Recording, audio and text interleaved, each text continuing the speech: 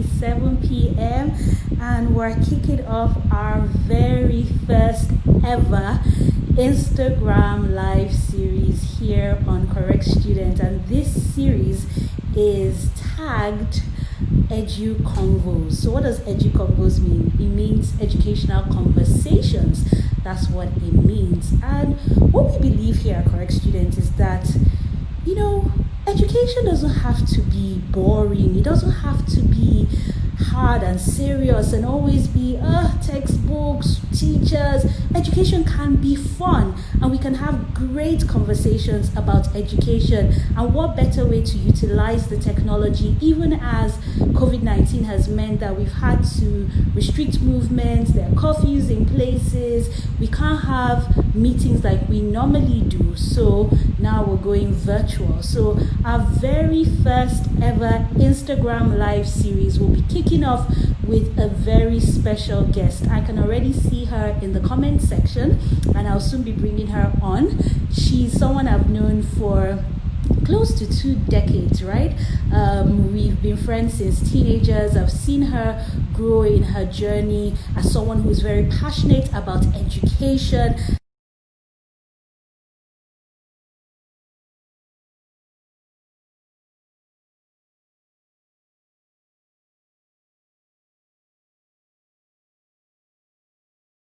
I'm talking about my dear sister, friend, Folawe Omikunle.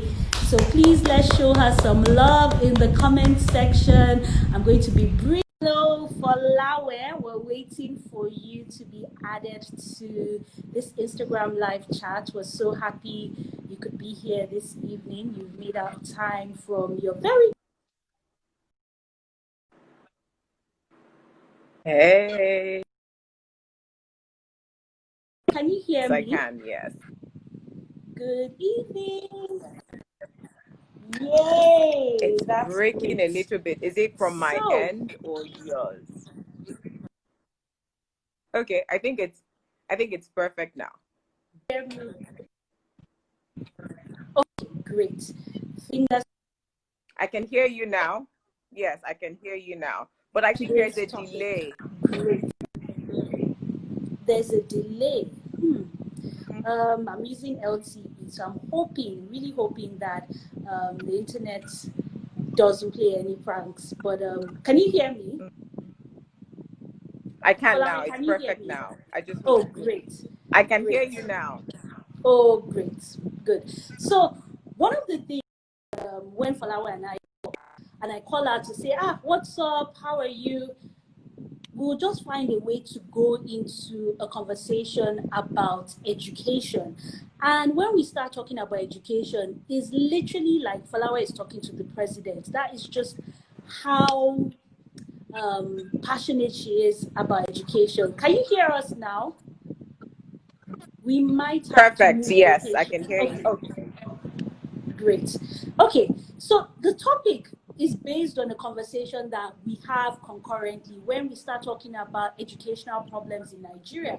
But Folawe is a very optimistic person, and that explains why she does what she does and teach for Nigeria.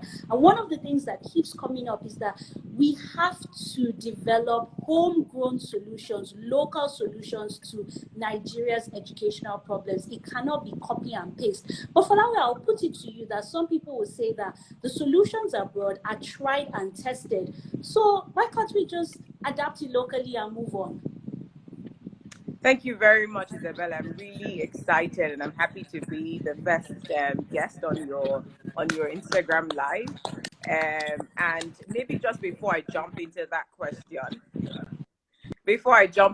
question, I think it'll be useful to just share like how I got into education. And my background, as you know, is not in education, and I didn't set out to become, a social entrepreneur in education and development.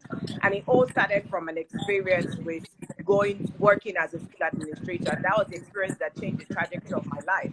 And I started my career as a school administrator at a school in Lekki, called Imperial Springs. And there was this little girl who was brought to that school. Her name is Amaka. And this girl couldn't speak a word of English. She had been adopted by a parent who lived in Lekki, whose children had relocated from Nigeria. And And in comparison school, it was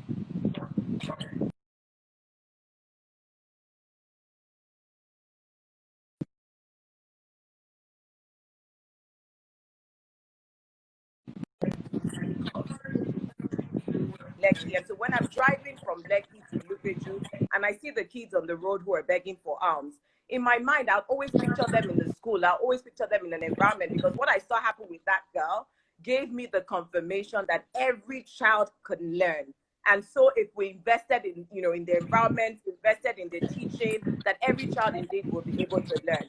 Now, to your question about homegrown, Isabella, like I've been doing this work now where I work with an organization called Teach for Nigeria, and we recruit fresh graduates, we recruit young professionals, dynamic young individuals, and we train them and place them to teach.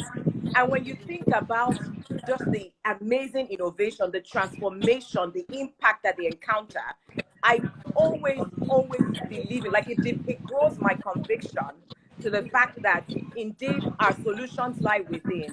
And how do we unleash and develop the capacity of many more Nigerians, whether young and old, who can dedicate and commit themselves to the issues in our country? I say this because so recently there's this girl, one of the ladies that I've worked with, who joined our program. And while she was teaching in the school for 2 years, she saw that a lot of children were coming to the school hungry. There were kids who wouldn't learn just because they're hungry. And she also saw an issue of waste, where there was just so much dirt and waste in the environment. And this girl, during the 2 years, and this lady, while she was teaching, she then thought, how do we solve this pollution issue, an environmental issue, but how do we also ensure that the children are fed? Obviously, these are kids who do not have the income. These are kids who come from really poor backgrounds.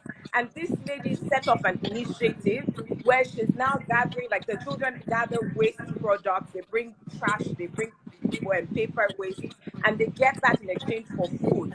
And they can get a meal a day. I mean, just look at that. There's no scientist, abroad who is going to bring that solution to a community in Ijegun or in Ota.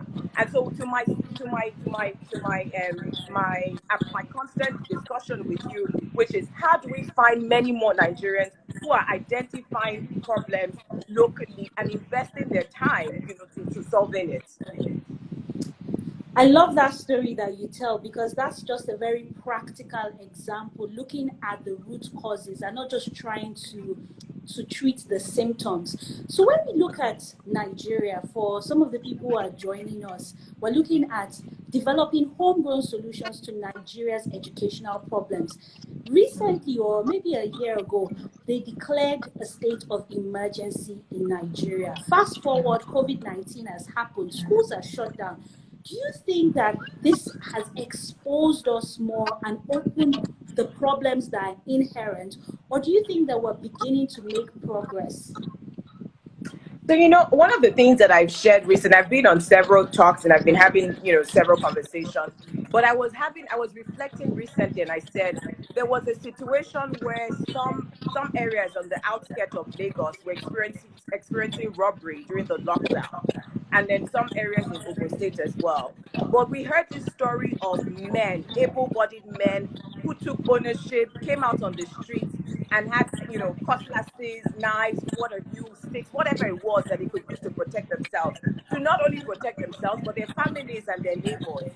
And, we've been talking, I feel like we've been paying lip service to, to education in Nigeria, where we've talked about, we're in a deep crisis, we're in a state of emergency. Like, we've paid lip service to this over the years, but we haven't really seen the action. So action in the sense that if we're going to react to, robbery, kidnapping, all of that in the way that we have, if we're going to react to COVID-19, this pandemic, I mean, we've described the crisis as an epidemic, we've called it all sorts, but we're not acting in that manner to also give it the attention, to give it the support that it needs to be able to get us out of here. And so, to your question around, has anything changed? I think what has happened right now is this is what has always existed. COVID-19 and the current situation we're in has only amplified what already existed in the system. As at 2013, we already had the largest number of children out of school in this country, 10.5 million. That number is growing on a day-to-day basis. We continue to argue and we're constantly debating it, but it's growing. Then we look at even our schools.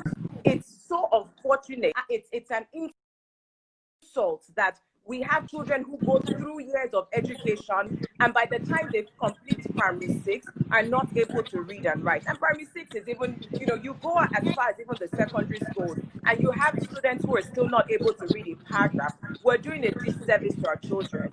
Then you go, I mean, the one that constantly baffles me, which I also know is the case for majority, is also the quality of teachers. Do we expect, if we're constantly recruiting the bottom of the pyramid, the people who should have no business teaching our children, those are the people that we recruit, and we expect them to give quality education to our children. And then you also then decide to test them. So, for example, a case was with Kaduna, where they had 33,000 of their teachers write a primary 4 test, and 21,780 failed. Now, the thing is, I mean, this is the reality of our country. We were in crisis even before this crisis that we're now facing. And so it's like, I don't know that COVID-19 has brought new challenges. I think it's only just amplified this. And I think this is an opportunity for us. I think there is a silver lining here. And my biggest fear is that we do not have the leadership to sort of identify this, take this on, make the right decisions, the quick decisions. I mean, I say to people, I say, there's no silver bullet to this issue. There's no magic bullet to ending. It's going to require visionary, not, oh, this is what we're going to do, technology is going to solve it. I was having a conversation recently with someone. I had this conversation where we talked about the use of technology. And I think technology definitely has a role to play in enhancing and in developing our education system. But I don't think that technology is the answer to solving this crisis. And I said, I've heard of stories where there are tech-enabled schools that are currently shutting down because, they're not able to run their schools effectively. And this was where I then said, okay, so what is the evidence now that technology alone will be the one that could actually, like, why isn't it just solving this, and why isn't it just turning things around? So I think there's stakeholders across different sectors that need to be invested in solving this issue. And I also think this thing needs to be addressed short-term, mid-term, and long-term. And I'll share more as we go on, with the conversation. I like how you're talking about the need for partnership, for synergy, for the coming together of different stakeholders across the education value chain. But some will say that, let's take government, for instance, that when they're investing in education, they're looking at quick returns. They're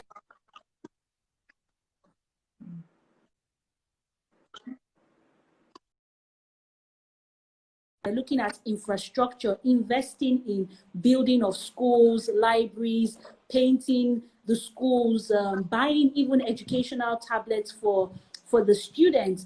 And nobody's talking about teaching because maybe it's not as tangible. So what would you say to government about changing their approach and really coming to, as you said it, the short term, the mid-term, the long term? The short term can be a nicely painted classroom, but how does that impact the mid-term and the long term? Thank you so much, Isabella. And I'll just share one conversation that I had with an education leader. And it was around what was her legacy, like what was her vision for education, and it was in investing in teachers. But then when I then went further, like, you have done 3 years or about 4 years, and you haven't actually, you haven't invested in the teachers that you say you want to invest in. And she said to me just how difficult it is. Like, she said, it's difficult, but she said it's also expensive. Like, if you had to do this, it's, you're going to lose money. So it's just better for you to maybe, give tablets to all the teachers. Like, that would be cheaper. It will be a cheaper solution. And so there is the impatience for results. And unfortunately, this isn't a sector that we could see. I mean, you can't do any magic and see the result. It's going to be long term. Like, it's almost like getting pregnant and birthing a child. Like, it's all that process. Like, you go through the labor, then you go through eventually having, like, it's that entire process. And so I think it's a mindset thing. And I think it's one that takes the right leadership, Isabella. And I cannot, overemphasize the need for us to have the right people who understand what it would take to really get to where we need to be. And to your point around the painting of schools, I can tell you for free, I've been to classrooms where the classroom was initially habited by goats. As in, there were no windows, there were no doors. You couldn't even like climb onto, you had to climb on sandbags to get into the classroom. It wasn't tarred or anything like that. But it was one of the most engaging, inspiring classroom and even school that I'd been to, because you could see the school head who was on top of things and really invested in her children and the school. And the teacher was just amazing. I mean, these kids were calling the capital of countries. They were naming the regions in Nigeria. Like, it was so incredible and fascinating to watch that happen. And, to the point where people say good teaching with a quality and sound teacher can happen under a tree. Isabella, with social distancing and with the new normal that we're at now, we need to rethink what infrastructure is and all the likes, because the current infrastructure we can't social distance there. So we're really going to have to consider outdoor learning. So what is important in the short term, mid-term for us to invest in? I think first, right now, we already have a large number of children who are out of school. And then to now add on top of the ones who were in school, but who don't have access to internet, who don't have access to devices, to continue learning. What can we do to ensure that our children remain engaged? What can we do to ensure that these children continue to learn? That's in the short term. In the midterm, what can we do to ensure that when schools reopen, we put the measures in place? We have the measures where the teachers are equipped to start teaching, to start remedial, to start catch up, because our children indeed are going to lose months of lessons and months of knowledge. So what are we going to do in that time? And in a long time, education for what? We look at our curriculum and everybody talks about the curriculum and how dated it is and how we don't have a vision or an agenda for education in Nigeria.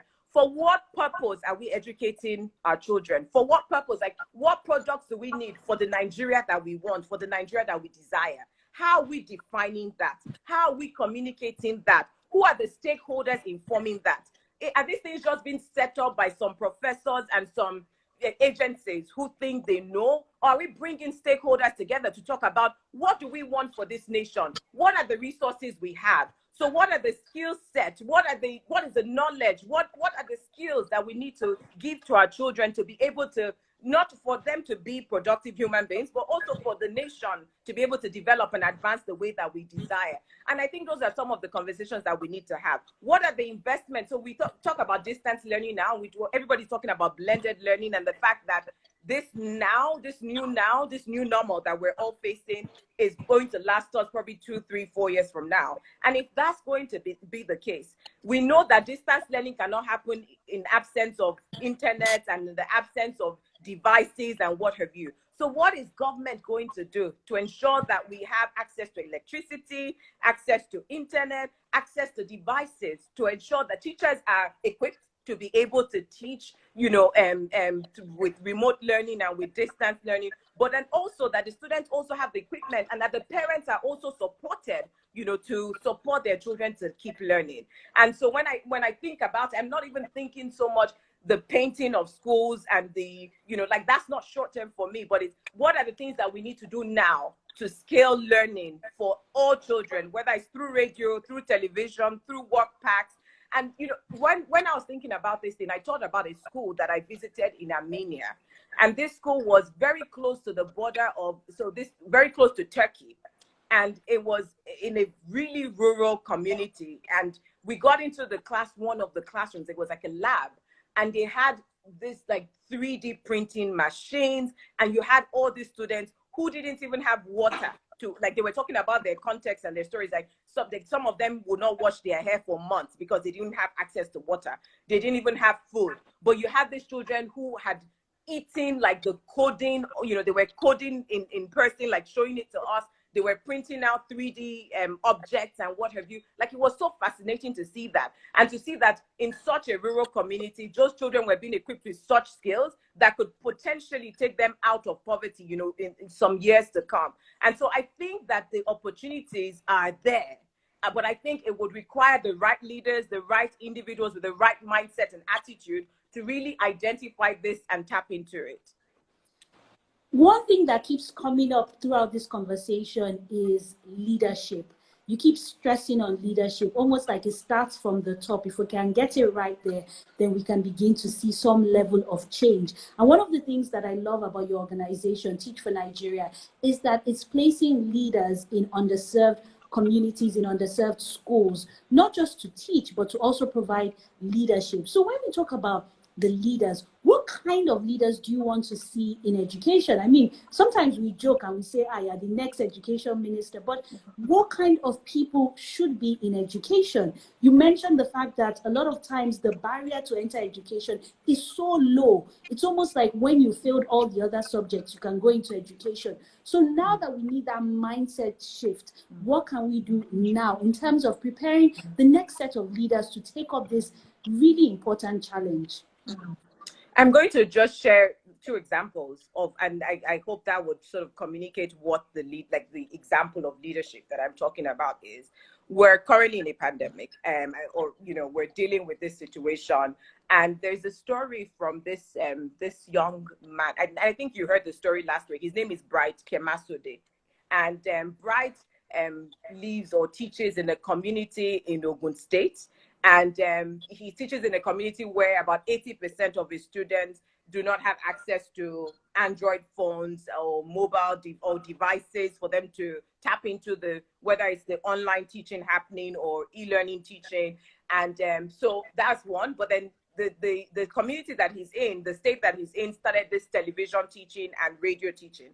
Again, that's another thing that his children, majority of his children, do not have access to. And so we were, you know, he was having a conversation with his colleagues and with other fellows. And then he said, okay, yes, but they don't have access to television. They don't have access to radio, but these children also deserve to continue learning. So he went into the community and started talking to clerics. He was talking to pastors. He was talking to imams. And he was saying to them, you have your churches empty, or your church empty and your mosque empty. You have paging systems and you have speakers. You know, we have these pre-recorded materials and pre-recorded lessons that we could play, you know, during the day over a period of time and play for like different levels. And we could just position it in different areas in the community so that the children can listen with social distancing in place, and they can listen and learn something. Now, this chap did it. Like, it takes leadership for you to go above and beyond. Like, yes, my children are not, like, the government is already providing television, they're already providing radio, but the fact that you're taking responsibility and taking ownership to say 100% of my children are not learning, and it is my responsibility to figure out how to ensure they'll learn. Isabella, if that's not leadership, then I don't know what is. Because, and those are the kind of people that we need in government. And those are the kind of people that we need in positions that are making decisions for the future of this country. That is one example. Another example is this lady who, well, her children did not also have access to whether it was the television, whether it was radio, but she didn't sit down thinking, oh, I'm waiting for this organization to give me funding, or I don't know how I'm going to do it. This lady put together some fundraising strategy, raised funds, and she secured devices, tablets for all of her children, all of her students. She also created the content by herself because she wanted it to be one that the children will be familiar with her voice. So it's still their teacher who is teaching. She wanted it to be that she would be able to speak the language. So you watch some of her videos and she's speaking Yoruba and she's speaking English so that the children will get it. And she's recording this content onto this device and she's giving it to all of her children free of charge. Now, Isabella, imagine if across this country, across all the 36 states in this country, we had, even if it was 80% of our teachers who exhibited such level of leadership, such level of ownership and responsibility. That is the leadership that I'm asking for. And that's the one I'm asking to be existing, not just in our schools, but in the ministries and in the different agencies and sectors that affect education. And give it just 2 years, 3 years, you would see transformation and you see impact because people are taking ownership and leading responsibly. I love the quality that you mentioned of selflessness and also of innovation, because you cannot be a true leader if you're not given to service. And times like this calls for innovation. We have to think beyond the box. And like you said, we can't just copy and paste. So I can see some new people have joined the conversation. Thank you so much for being here. This is the first ever Instagram Live series here on Correct Students. I've been discussing with the amazing, resourceful, intelligent, beautiful Folawe Omikunle, CEO of Teach for Nigeria. And this whole Instagram live series has to do with educational conversations, which is hashtag EduConvos, because we believe that we have to have these conversations now for such a time as this. So we've been getting a background into some of the problems that Nigeria is facing, but also some of the innovative solutions. And I love the examples that you gave of some of your fellows. It reminds me of a particular fellow that went into a community where he described it in a very funny manner, that it was almost like National Geographic in terms of the amphibians, the reptiles, the creatures that were around the classroom. But that didn't deter him. He didn't say, oh, because people are not going there, I won't go there. And sometimes that's what leadership requires. And that ties into the example you gave of that teacher that said, if 100% are not learning, I'm not okay with that. I'm going to make sure that every single person learns. And there's something that we can't take away from this conversation, and it has to do with money. When we talk about funding education, education is not cheap. When we talk about quality education, like you spoke about the lady who raised money to get the devices, to put the content there, that all costs money. So from a fiscal point of view, what can we do in this country to actually be serious about education from the money angle? So one of the things that I know right now, so we think about the current allocation to education, it's about 7% of the national budget. And when you think about the current situation, if there's anywhere where funding will be increased, it probably will be to the health sector and definitely not to education. And so if anything, there might be decline in education. But I think that, again, to leadership, I think we can spend what we have judiciously. And we can reallocate our resources to focus on things that are, I think this is where we could focus on the things that are most important, and then invite private sector to come on board. Here is like the big idea that I have, or that I've been, thinking about. When you think about the sort of like, the space, the education space, there's a lot of interest for private sector in secondary and in university. Like there's usually competition with like, where should the funding go? And most times government tends to fund secondary and tertiary. But then that's also the area that private sector, is interested in. So here is a thing, like, why don't we invest our resources in preschool and primary school, in early years education and in primary education? Why don't we start to explore partnerships whereby we could have private sector invest in secondary school and in university, and then also once we've done that, then we could start engaging with donor organizations, to fund an aspect of whether it's the secondary or whether it's primary. But I really think we need to pay attention to the foundation.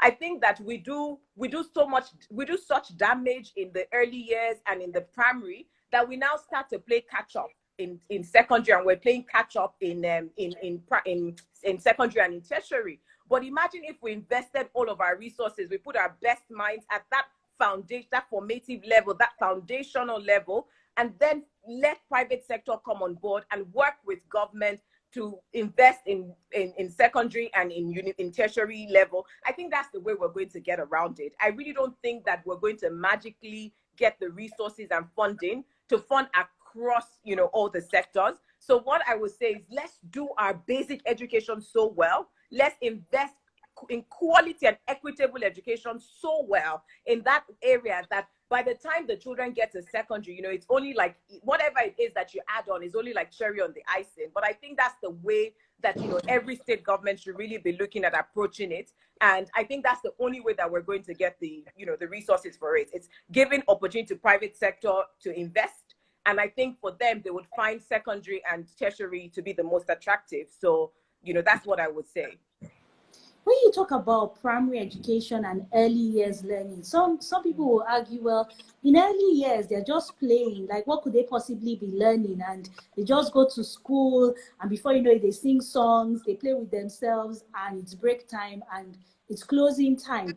And then you expect this whole magic to happen when you get to primary four, where they're supposed to be able to read. And that brings me to the issue of language, because you're allowed to teach the child in the local language. Then all of a sudden, you're supposed to put on a switch where English is just supposed to magically happen because they have to sit examinations in English. So this is another issue that we want to look at when we're developing homegrown solutions to the language issues at the very beginning, at infancy, so to say. No, it's interesting you mentioned that, Isabella, because, you know, our policies have good intentions. Like, I'm sure those things were designed, you know, from a place of hope and from a place of, you know, having the best interest of the country at heart. But then you design a policy that states that from primary 1 up until primary 3, you teach you teach in the language of the local community, and then you get to primary 4 and 5, and then you start to teach from English. But Isabella, you will not find one textbook that is in whatever local language of that environment. You wouldn't find a test that is conducted in that local language. So there is some challenge with the policy informing execution and implementation, and it is so with a lot of things in Nigeria. Like, how do we take that policy and translate it from how we're training and recruiting teachers to how we're supporting the teachers, to how we're providing the learning aids and teaching materials and learning and support materials for the students and for the teachers, to how we're assessing, you know, the students? Because it's alien if the children are in class and then you're teaching them in say, let's say Yoruba, for example, and then they get to the exam or the test and it's all in English, you know, at that level. Like, how do you explain that? And that's the confusion. And, you know, they say, oh, these children just don't learn, they're too playful. But then every child can learn. And it's really just having the right support. It's having the right teacher. It's having the right learning aids to be able to help every child to fulfill their potential. And so, you know, again, that's another thing for our planners to really think about. And then, you know, NERDC to really think about, how do you plan the curriculum in such a way that it supports for this local teaching to happen. You go to Northern Nigeria, for example, and even a principal, I've had a conversation with a principal in a northern state who said to me, Baturanchi, and I was trying to, which means I don't speak English. And, you know, it's not just even, I mean, you hear, I've not seen, but you hear that there's some of them where they're writing the final exams and they'll have to literally write everything on the board, like, for them to, you know, because they just cannot understand. They never spoke the language in teaching. So it's not that our children cannot learn, but why are we teaching them in a foreign language if they're not, like, again, which is why we have to define the purpose of education, Isabella. Like, what is the purpose of education for Nigeria? Is it possible to actually educate our people in whether Hausa, Igbo, Yoruba, and teach them, you know, a foreign language as a second language? Is that possible? But I think these are conversations that we need to have with all the stakeholders that need to be on board, really defining education for what purpose? Education to build Nigeria and to have our people compete globally. Yeah, so what would that mean? What would be required? But I think it's about time that we have that conversation, and it's about time that we put the right people who are going to ensure that it's well executed and implemented. Yeah, I think having those conversations is very, very key to getting the solutions, because, like you said, they're going to be short-term, they're going to be mid-term, they're going to be long-term solutions. I'm seeing some comments coming up, and I'll soon be opening up the floor for questions. But something that keeps reoccurring is private sector. And I know you spoke about private sector in terms of what they can be doing and how they can be refocusing their energies, their resources. But as someone who has dealt with government, private sector, as well as individuals, what more can private sector really be doing now? So, Isabella, I think a lot of times, like, people, so there is the private sector should get involved. Private sector should invest. But I know that it can be frustrating. It can be frustrating for private sector because it's not always, it's not always a straight road or a straight conversation with government. And what I've come to learn is that government, they're also people. The people are also the ones in government, and it takes investing in them as well, building authentic relationship, understanding their own motivations and interests, getting them to buy in. I tell people that I've been working with government for 5 years now, and I've never for once exchanged, you know how they say, oh, you give them envelopes, or you have to, grace someone's palm, and I've never for once.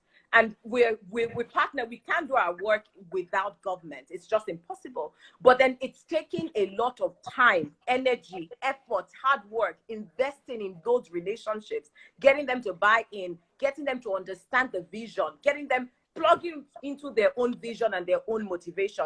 And I think that is also a place. I think it's important for private sector to understand the needs. You can't just wake up and say, there are lots of failed investment that has happened on with private sector trying to invest in education. But I think it's important to even understand what the needs are, what the opportunities are. And this cannot happen with just having, the light bulb moment and then having a great idea. You really need to engage with people who are on the ground, with the people who are closest to the problem.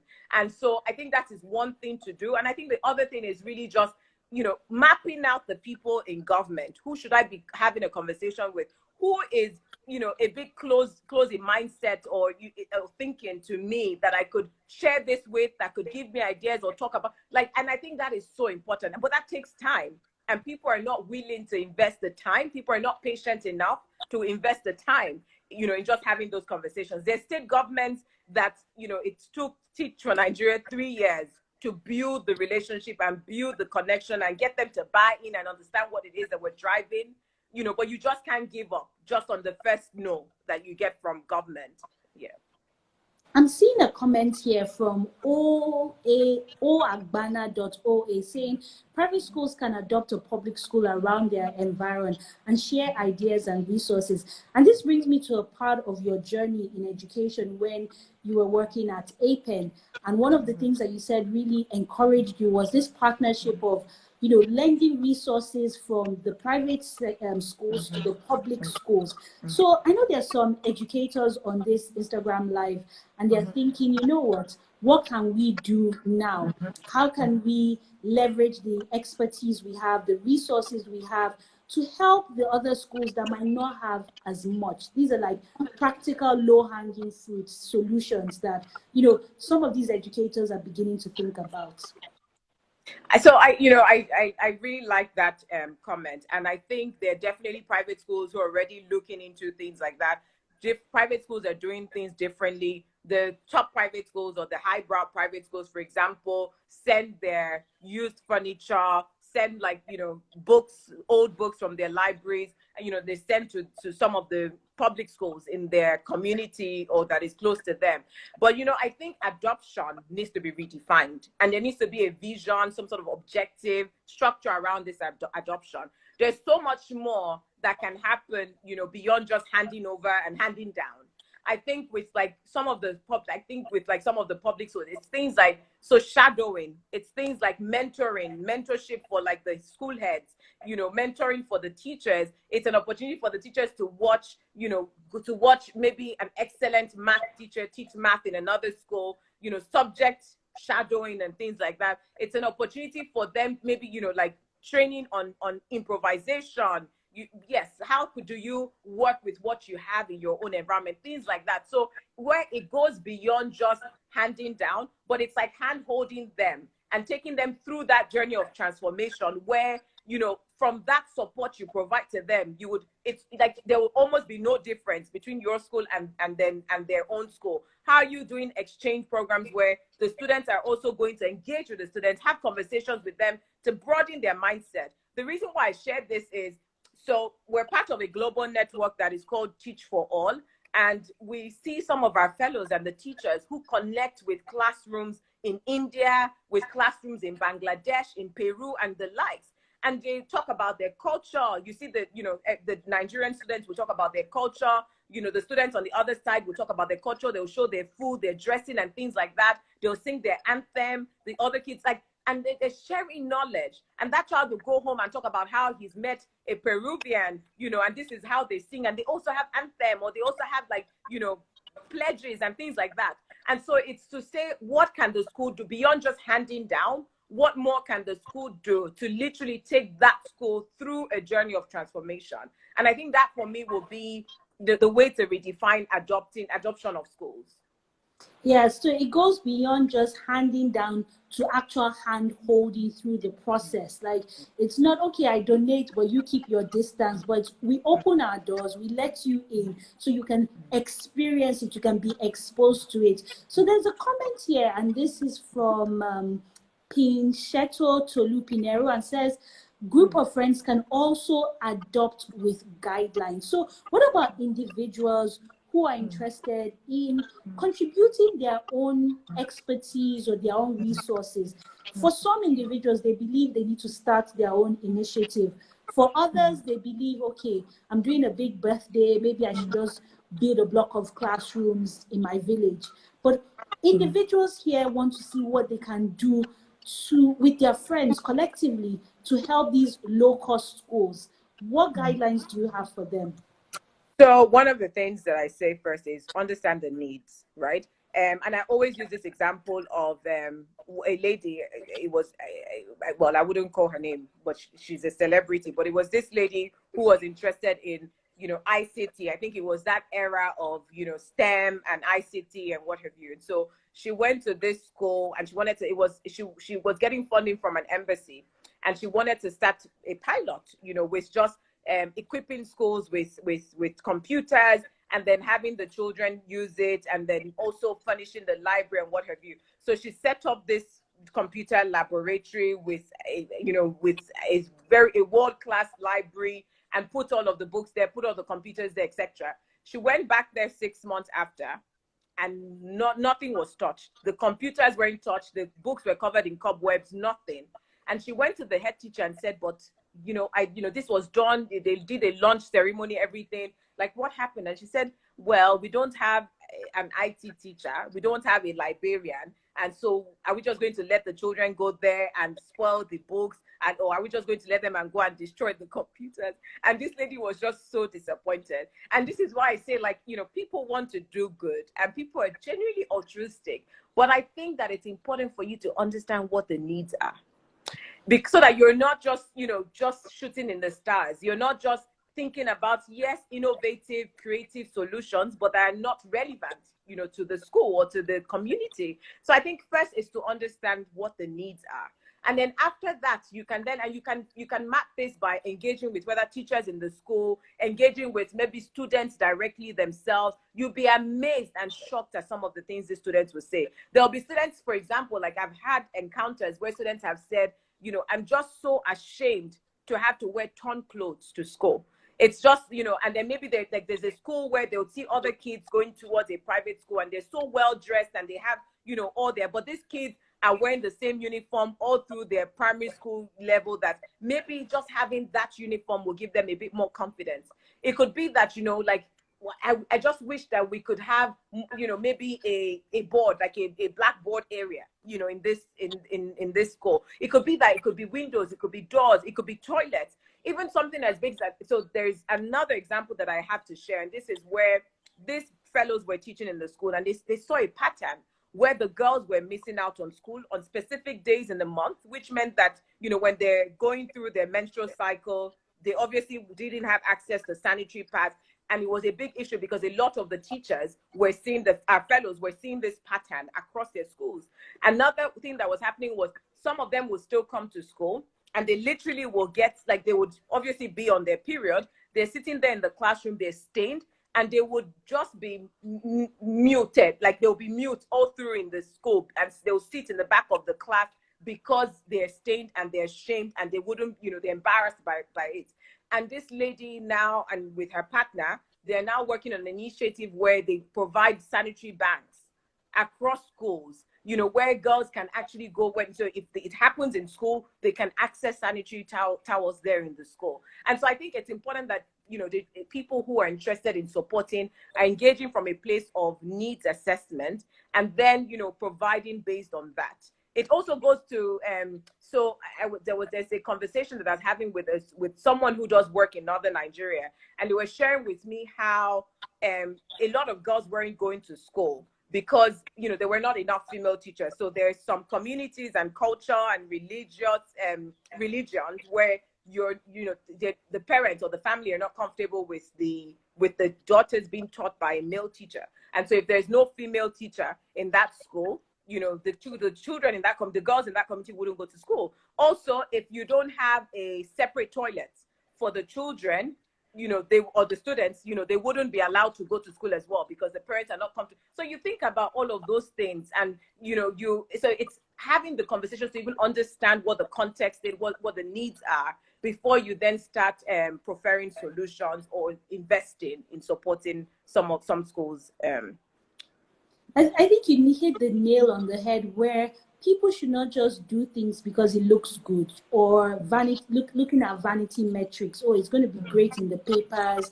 I can see tangible results now. For example, I remember a case where someone paid just to have a tailor sew back all the buttons, and that was a huge thing. Now, a tailor coming to sew buttons might not be as newsworthy or flashy, but it can do so much for the confidence of that child. So whenever you decide to engage, whether it's with the school, with the private organization in the education space, or even with government, is to identify the needs and to also be very meticulous about it. Do your own investigation, your own research, and make sure that whatever resources you're deploying, it's actually going to meet an important need.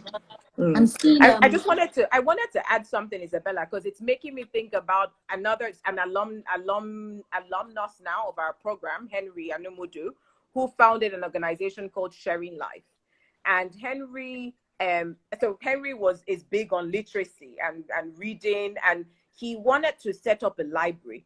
But then upon investigating his community, he realized that a lot of his children went back into the market, or went back to like hawk and sell for their parents after school. And so the idea of a library, after school, and then having them stay back in school would not work because they'll be in the market area. And so what Henry did was to then go and speak to people in the market area, in the community. So there were like, women who sold food, hairdressers, just different people in the market area, to say, can I just have a small space? So it's like a box, you see like a box in their shop where they have books there. And so while these girls are selling, or while they put their wares somewhere on the road in the market, they're able to access the books in this small kiosks and library, and they're able to read there in the marketplace. So these are solutions that are relevant to the context. And I just wanted to sort of share that example to help people understand that, yes, a fancy library in a school building could make all the sense, but the library within the market area, where women are accountable, taking ownership, of whether the books are getting returned. These are librarians in the making. And the children, will probably talk to them about the book. So what have you read in that book that you just picked up or that you just brought back? And I think, that's where we need to get to, where we're, supporting based on like needs in our different communities and schools. And that example you just shared, touches on the point of the need for getting the buy-in of parents. It's not okay to just think you're just dealing with the child. The child comes from a family.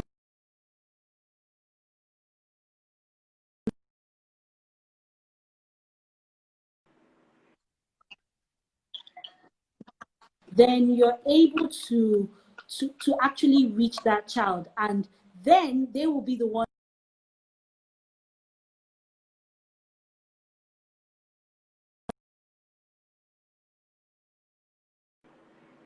And now I'm seeing pause due to poor connection.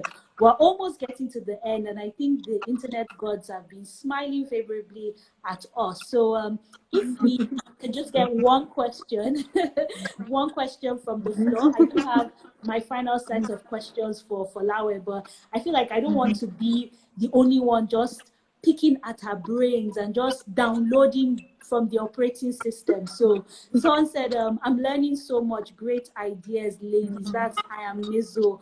Prescholar says so apt. So if I can get any question from the audience. Oh yes, we do have our question, and this is from Ivie Adora.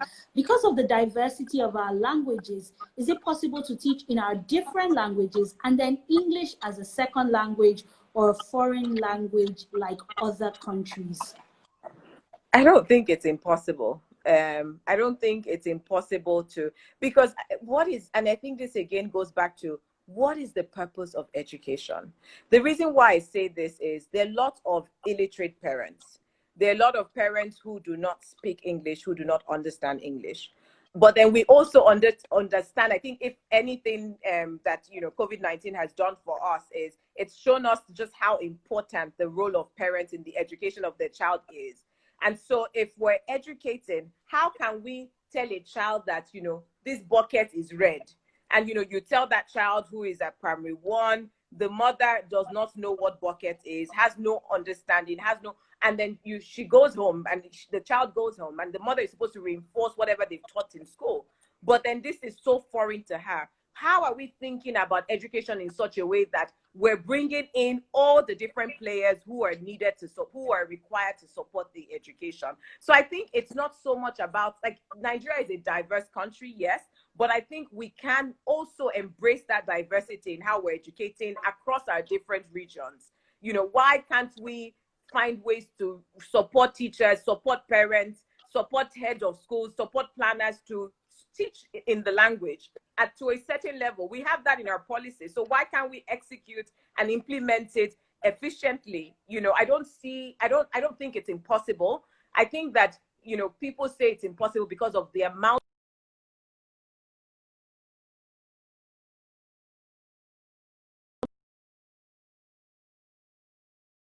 and getting it executed properly.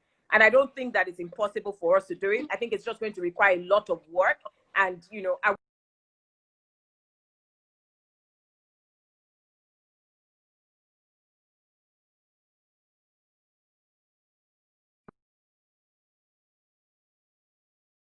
the way that, whether it's in one language and then have. We're having Sorry, some. Isabella, did you say something? Yes, a call was I saw coming that. in, and then it was also being paused.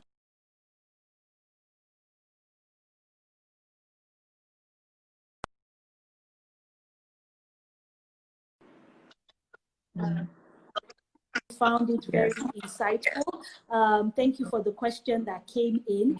When Folawe was answering that question, I just began to think about how important it is for, private sector to also support things that might not make sense in the immediate. So maybe publishing a book in Isoko, in Yoruba, Igbo, Ibibio might not make commercial sense, but it will end up helping the economy. It will end up addressing the needs of this country if we're doing education for the purpose of nation building. So sometimes I think private sector needs to go beyond the vanity metrics, beyond the flashy news opportunities to actually where the need is.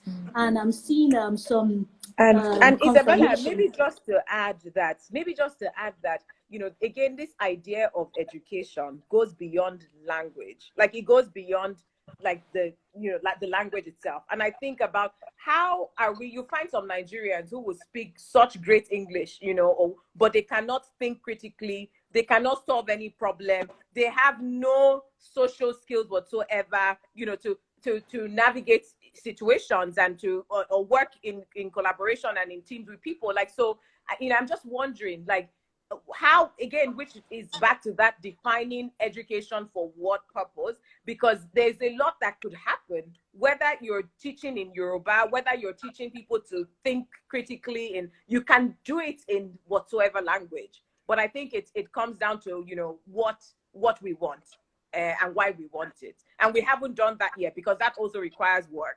And, we just like to touch things on the surface and sort of like go through, but we really need to be ready to do the work and invest in whatever path we decide to go with. Thank you very much. I think if you're just joining us, you've missed a lot, but I'll do my best to recap. I was listening with rapt attention to every word that was coming out from Folawe's mouth. So this is just coming from my head. I didn't want to be pressing my laptop and taking notes like I normally will.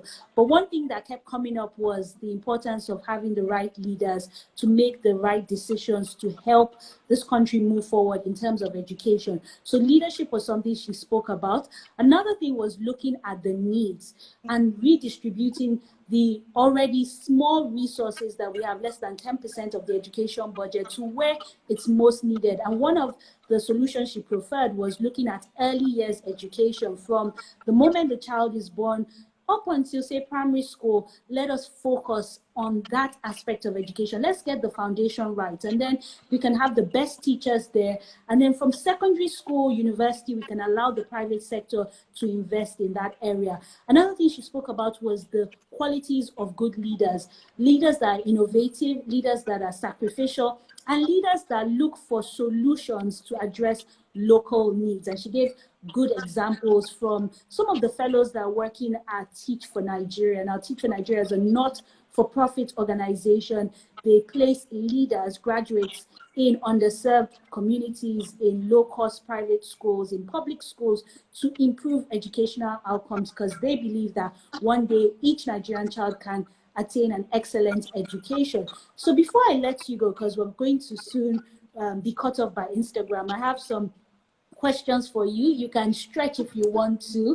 I mean, you've been very serious, but I think, yes, in as much as we're having educational conversations that are serious, we still want to bring the life, the fun into it. So, Folawe, are you ready? Uh-huh. Yeah. No, I'm not taking that. Folawe, are you ready? Yes, I am. Hey, that's it. So you have to give me very short answers. If I was the president of Nigeria, I will revamp education system. Okay, we'll use that one as testing mic 1, 2. So faster next time. Number 2, if I could go back to pre-COVID-19 times, the one thing I would take with me is my phone. Pre-COVID-19, yeah, I've always had my phone. Pre-COVID-19, well, maybe like a lounge, some outdoor space with lots of music, some fun. Yes, one of those. Okay. Number 3, the last time I watched the news, well, the last time I saw the news, I haven't watched the news in a long time. But I think the last time I saw the news, it was something about Nigeria and just the Nigerians in diaspora and how they're doing incredible stuff. And that was the news. That was the last time I saw the news. It was all education related. And I think the other one was a decision taken by another government. It was a state in the US, and their decision on what they were doing with school reopening and what have you. So yes, that's what I saw in the news. Okay. Number 4, Nigeria of my dreams in 3 words. Clean. 1, corrupt-free. That's a word. 2, thriving. 3. Okay. Number 5, education means.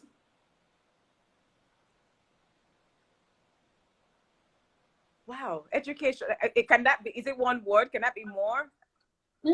Just keep it short and snappy. Education means everyone reaching their fullest potential, everyone being productive human beings, everyone reaching their highest potential. And that's what education means.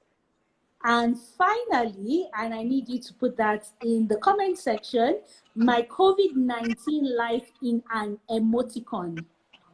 Okay. Well, my COVID-19 life is, in an emoticon in the comment section. Okay, let me do that. Let me she's putting in the emoticon, I'd like for you to all share some love, appreciate our guest, our very first guest. She did not think twice when I sent the invitation, and she has come here gladly and she has shared. So we're waiting for this emoticon. We have literally 1 minute 11 seconds. Thank you for the comments coming in. Very interesting discussion. Loved it. Oh, this is how they fail exam. If you're my teacher, my student, I'll fail you. You're not a correct student. So, you said one emoticon. She put sorry. No, you said I could stretch it. You said I could stretch it the thing is, I couldn't find one emoticon that sort of described everything. It's a mixed bag. You know, I get all of this. Or sometimes I'm excited. Sometimes it's like just so frustrating. So I had to, like, you know, you just had put to it be all extra. in. We understand. Thank you said very I could much, stretch. everyone who tuned in. We're glad you enjoyed the discussion. Please remain safe.